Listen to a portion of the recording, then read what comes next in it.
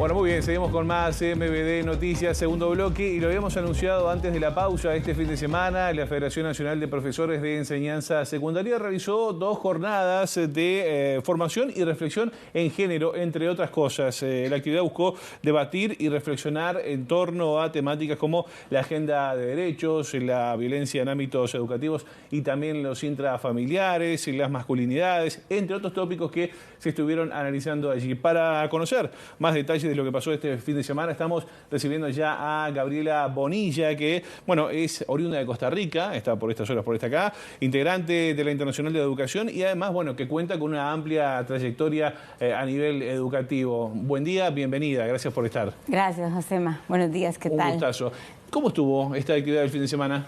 Fantástico, queremos más, queremos seguir viniendo. Ajá. Con FENAPES, es integrante de la Internacional de la Educación para América Latina, y con FENAPES tuvimos oportunidad este fin de semana de ver 2 procesos de investigación que se generan a lo largo de toda América Latina. Uno es el Observatorio Sumemos Más Igualdad, que es un esfuerzo de todos los sindicatos de educación en la región para visibilizar datos de las situaciones diferenciadas de las mujeres en el sector de educación, porque somos el 80% de las trabajadoras de ese sector. Y el otro observatorio que nos permitió analizar y reflexionar este fin de semana es el Observatorio Latinoamericano de Política Educativa, OLPE, de la Internacional de la Educación, que allí es donde trabajo yo, en ese observatorio, y pudimos analizar, a ver, lo que ocurre en la política educativa de Uruguay, pero en un marco latinoamericano. Ahí está. Para entendernos como en un marco más general. ¿Y en ese marco qué respuestas surgieron? Bueno, estuvimos... ¿O qué preguntas? Sí, preguntas sobre todo. Sí. Preguntas y abrir más la discusión. Por ejemplo, estuvimos viendo cómo en Uruguay se repiten cosas que estamos viendo en otras partes de América Latina, y además se repiten cosas que no son nuevas, que ya han estado escritas por organismos que no son del mundo educativo, que no son pedagógicos, sino institutos financieros, Banco Mundial, Banco Interamericano de Desarrollo. Este fin de semana pusimos el énfasis, Josema, en alertar cómo muchos de nuestros gobiernos, ministerios de educación, secretarías de educación, se han dejado seducir por 2 tendencias. A ver. Una es la tendencia de entregar la política pública a actores no estatales. Entonces, gobernar en alianza público-privada permanente, subcontratar a actores no estatales para que implementen la política pública. Y vemos nuestro Ministerio de Educación totalmente alineados con esa noción de alianza público-privada. Y otra es dejarnos seducir por estas ideas que no se inventaron en América Latina, que ahora nos las presentan como innovadoras, pero son viejas, que tiene que ver con esta reducción mínima de los currículos educativos. Y nos han dicho desde 1990, el Banco Mundial nos ha dicho, enfóquense en lengua, matemática y un par de habilidades tecnológicas. Y eso lo ves ocurriendo en Brasil, en Costa Rica, acá. Y bueno, son actores que no son pedagógicos, que no entienden lo que ocurre en el aula de clase, quienes nos están dando esas recetas, y nuestros gobiernos las están aceptando. ¿Y cómo repercute eso en los estudiantes? En los estudiantes, en los países y en los docentes también, y en las a la hora de docentes. enseñar. Sí. Bueno, justamente esa es parte de nuestra disputa. Hay que defender una política pública amplia, relevante, con mirada latinoamericana. Si vos vas a los colegios más de élite en nuestros países, están invirtiendo en arte, en historia, en geografía. No están dejando por fuera todas estas materias. Entonces, por un lado, nos empobrece mucho el proceso educativo como un proceso de encuentro, como un proceso de integración social, ¿sí? Como justo un proceso. Sí. Nuestros ministerios están insistiendo con la idea de currículos mínimos, porque también eso facilita la evaluación, motorizada incluso por inteligencia artificial, ¿cierto? Porque cuando vos haces la pregunta, ¿a quién le sirve que aprendamos tan poco? Bueno, a los países no, y a las sociedades no les sirve que tengamos tan poco contenido. Afecta, te voy a contar, en Brasil, Banco Mundial financió una reforma en educación media para recortar de 13 materias a 4 materias curriculares. Es muchísimo. Es muchísimo, afecta la configuración de la fuerza docente, y nos terminamos preguntando quién quiere que aprendamos tan poquito, quién quiere que no tengamos filosofía. ¿Cómo así que no nos interesa aprender de geografía, leernos en el marco de la historia? Entonces, el Estado, en cada uno de nuestros países, tiene que ser mucho más responsable con la política educativa. Es una política pública que tiene que servir no solo para que salgas y tengas algunas habilidades para el empleo, tiene que servir para que tengas un ejercicio ciudadano. ¿Cuál es el objetivo que persiguen estas personas que quieren que cada vez sepamos menos, por decirlo de alguna manera? Qué buena pregunta. Bueno, como yo no estoy en sus cabezas, lo que sí te puedo contar es, se ve esto de entregar la política educativa, sobre todo con mucha fuerza a partir del año 2000, cuando ya en las metas educativas globales participan con más fuerza los bancos, el Banco Interamericano de Desarrollo, el BID, el Banco Mundial, y ya a partir del 2015, cuando se diseñan las metas de la Agenda 2030, participa con mucha fuerza la OCDE, la Organización para la Cooperación y Desarrollo Económico. Uruguay no es parte de la OCDE, pero muchos países nuestros son parte del Centro de Estudios de Desarrollo de la OCDE. Y entonces la OCDE nos hace recomendaciones en política educativa. Y una gran recomendación tiene que ver con eso, recortar los currículos, y tiene que ver con una noción bastante, digamos, neoliberal, ilimitada del proceso educativo en función de la empleabilidad. Y sabemos que es un mito, es una gran mentira. En el año 2000 la empleabilidad juvenil a nivel global estaba por ahí el desempleo por ahí del 8%. Nos dicen, empiecen a recortar currículos, y en el año 2012 el desempleo juvenil está en el 13%, y en este momento estamos por el 20%. En Costa Rica, mi país, 34% de desempleo juvenil. Y hemos hecho ese experimento de recortar currículos y estar permanentemente evaluándonos y con evaluaciones estandarizadas. ¿Cuáles fueron los resultados allí? Entonces los resultados tienen que ver con que es mentira que se le debe achacar al sector educativo la responsabilidad del desempleo juvenil. Para que haya empleo, tiene que haber puestos de empleo, puestos de trabajo, y además complementados con servicios de cuidado para la gente joven con responsabilidades familiares. Claro. Entonces ha sido un mito, ¿cierto? Es un tema súper complejo. Me quiero quedar con algo que vos señalabas recién, que bueno, que por ejemplo los colegios privados apuntan al arte, a la cultura y demás, mientras se le pide al público, por ejemplo, que bueno, recorte la currícula. ¿Eso no genera una brecha importante entre ciudadanos a futuro, pensando a futuro? Genera una brecha importante, casi que estuviera diseñada esa brecha, ¿verdad? Casi Pensada que fuera para un eso. diseño, un laboratorio de diseño de separarnos más. Hoy en la mañana conversábamos con ciertas compañeras sobre la importancia entonces de defender la educación pública como un lugar donde nos encontramos personas con contextos muy distintos. Yo tuve la oportunidad de ir a una universidad pública en Costa Rica, ahora soy docente en esa universidad pública, y seguís viendo cómo el espacio de la política pública, eso es lo que busca, hacer que nos encontremos personas con muy diferentes recorridos y experiencias para pensarnos en conjunto y generar visiones comunes.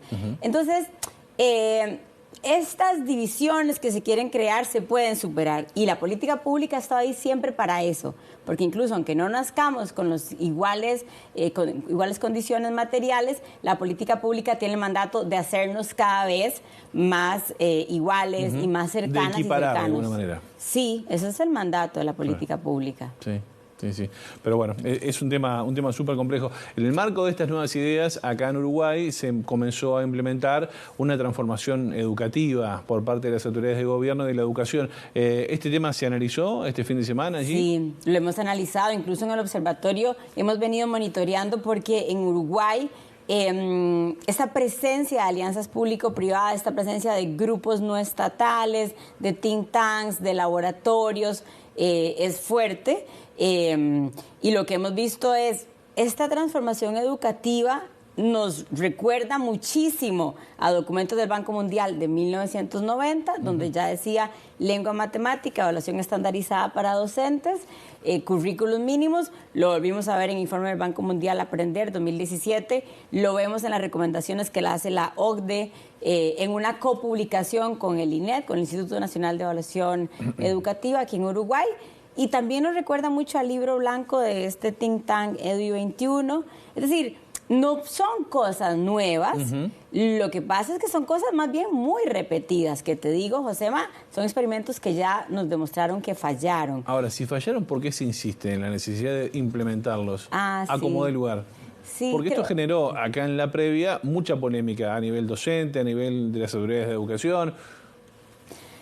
junto con FENAPES y junto con los sindicatos de educación, ¿por qué se insiste? Nosotras lo que vemos, por un lado, tiene que ver con estos gobiernos que no quieren hacerse cargo de la política pública, que son casi con una tendencia antiestatal, que quieren gobernar, pero para entregar, tercerizar y hacer alianza público-privada. Entonces se insiste en modelos, ¿sí? En estos modelos mínimos de la política pública que son más fáciles de vender, de tercerizar, para otros actores que no entienden de procesos pedagógicos. Se puede estar insistiendo porque es el portillo para estos negocios en alianza público-privada.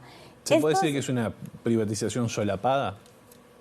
Y es aún más interesante que una privatización.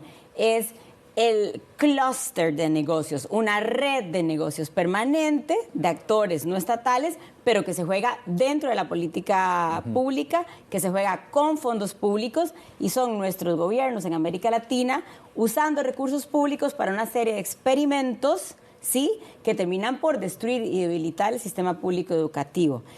La narrativa de que lo público no funciona, la narrativa de que lo público siempre está en crisis, es un gran marketing para estos negocios de alianza público-privada. A mí me sirve decirte, tus docentes son iletrados digitales, yo te los voy a capacitar.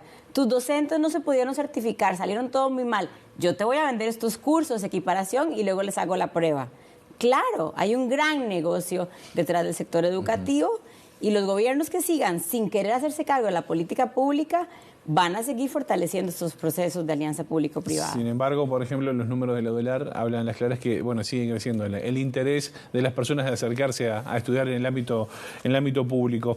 Gabriela, varios asuntos. Yo mencionaba algunos de los temas que se trataron allí este fin de semana, entre otros, bueno, violencia en los ámbitos educativos intrafamiliares, las masculinidades, muchos tópicos que se presentaron allí.